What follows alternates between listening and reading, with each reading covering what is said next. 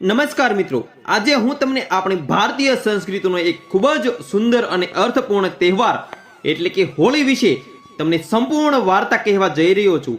જ્યારે હોળી માત્ર રંગોનો તહેવાર નથી, હોળી માત્ર મજા મસ્તી કે પાણી ઉડાવવાનો દિવસ નથી, હોળી એ સત્યની જીત, ભક્તિની શક્તિ અને અહંકારના નાશની યાદ અપાવતો પવિત્ર તહેવાર છે। તો ચાલો આપણે સૌ હજારો વર્ષ જૂની એક વાર્તા તરફ જઈએ। હિરણ્યકશિપુ અહંકારથી ભરેલો રાજા, જે ખૂબ જ પ્રાચીન સમયની વાત છે। એક અસુર રાજા હતો, તેમનું નામ હતું હિરણ્યકશિપુ। તે ખૂબ જ શક્તિશાળી હતો, ખૂબ જ બહાદુર હતો, પણ તેની સૌથી મોટી કમજોરી હતી એ હતું અહંકાર। હિરણ્યકશિપુએ ભગવાન બ્રહ્માજી પાસે કઠોર તપસ્યા કરી અને વરદાન મેળવ્યું। વરદાન એવું હતું કે તેને કોઈ મનુષ્ય મારી ન શકે, કોઈ પશુ પણ મારી ન શકે, દિવસમાં નહીં, રાત્રે પણ નહીં, ઘરમાં પણ નહીં અને બહાર પણ નહીં, જમીન પર નહીં અને આકાશમાં પણ નહીં। આ વરદાન મળ્યા પછી હિરણ્યકશિપુએ લાગ્યું કે હવે હું અમર થઈ ગયો છું, અને એ પછી તેણે પોતાને જ ભગવાન માનવા માંડ્યો।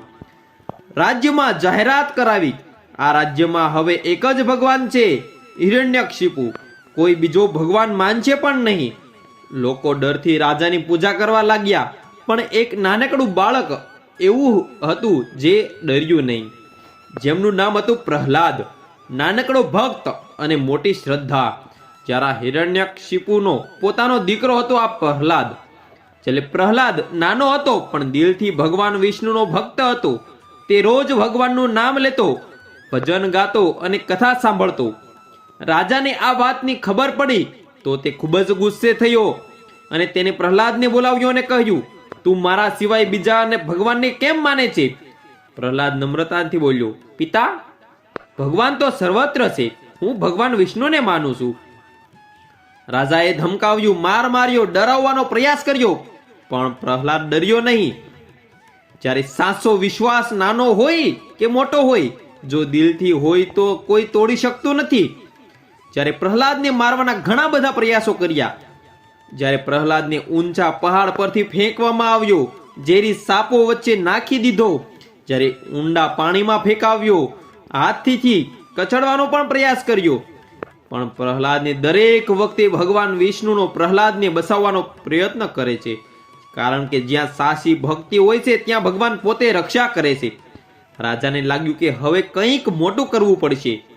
જ્યારે હોલિકા દહન, અહંકારનો અંત, જ્યારે હિરણ્યકશિપુની બહેનનું નામ હતું હોલિકા, જ્યારે હોલિકાએ એક વરદાન મેળવ્યું હતું કે તેને આગ બાળી શકશે નહીં। રાજાએ કહ્યું, તું પ્રહલાદને ગોદમાં બેસાડી અગ્નિમાં બેસી જા, તું બચી જઈશ અને પ્રહલાદ બળી જશે। જ્યારે હોલિકાને લાગ્યું કે આ તો સરળ છે, તે પ્રહલાદને ગોદમાં લઈને અગ્નિમાં બેસી જશે, પણ મિત્રો, ભગવાનની લીલા કોઈ સમજી શકતું નથી। જ્યારે આગમાં બેઠા બેઠા હોલિકા તો બળી ગઈ અને પ્રહલાદ સંપૂર્ણ રીતે સલામત બહાર આવી ગયો। આ ઘટનાથી દુનિયાને એક મોટો સંદેશ મળ્યો કે અહંકાર સાથે મળેલું વરદાન પણ કામ કરતું નથી, જો સામે ભગવાનની કૃપા હોય। આ દિવસની યાદમાં આજે પણ આપણે હોળી પહેલા દિવસે હોળી દહન કરીએ છીએ। નરસિંહ અવતારમાં જે અહંકારનો સંપૂર્ણ નાશ થયો હતો, જ્યારે હિરણ્યકશિપુએ હવે સંપૂર્ણ રીતે ગુસ્સાથી ભરાઈ ગયો, તે પ્રહલાદને પૂછે છે, તારો ભગવાન ક્યાં છે? આ સ્તંભમાં છે? પ્રહલાદ શાંતિથી કહે છે, હા પિતા, ભગવાન બધે જ છે। તત્કાળ સ્તંભ ફાડી નાખ્યો અને એમાંથી પ્રગટ થયા ભગવાન નરસિંહ। ન તો માણસ ન તો પશુ, અડધો સિંહ ને અડધો માનવ। ભગવાન નરસિંહ હિરણ્યકશિપુને કહ્યું, દિવસ પણ નહીં, રાત પણ નહીં, સાંજના સમયે, જ્યારે ઘરમાં નહીં અને બહાર પણ નહીં અને દ્વાર પર, જમીન પર પણ નહીં અને આકાશમાં પણ નહીં, પોતાના ઘૂંટણ પર મારીને તેનો અંત કર્યો। આ રીતે ભગવાનને બતાવી દીધું કે અહંકાર ભલે ગમે તેટલો હોય, ભગવાનની સામે કંઈ જ નથી હાલતું।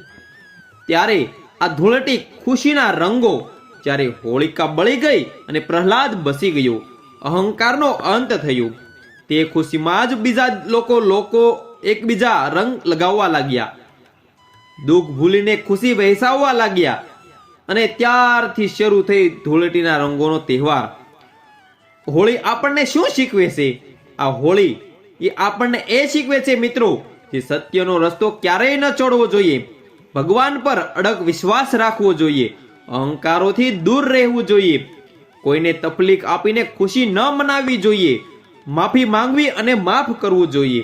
હોળી રંગોનો તહેવાર છે, પણ રંગો કરતા વધુ મહત્વપૂર્ણ છે દિલના રંગ. જો દિલ શુદ્ધ હશે તો જીવન રંગીન બની જશે. ત્યારે આ હોળીના પવિત્ર પર ચાલો આપણે સૌ સંકલ્પ કરીએ કે દૂષણો બાળી નાખશું, અહંકાર છોડશું અને પ્રેમ, ભાઈચારો અને સત્યનો રંગ જીવનમાં ભરશું. તો તમામ દર્શક મિત્રોને સૌને હોળી અને ધૂળેટીની હાર્દિક શુભેચ્છાઓ. જય શ્રી કૃષ્ણ.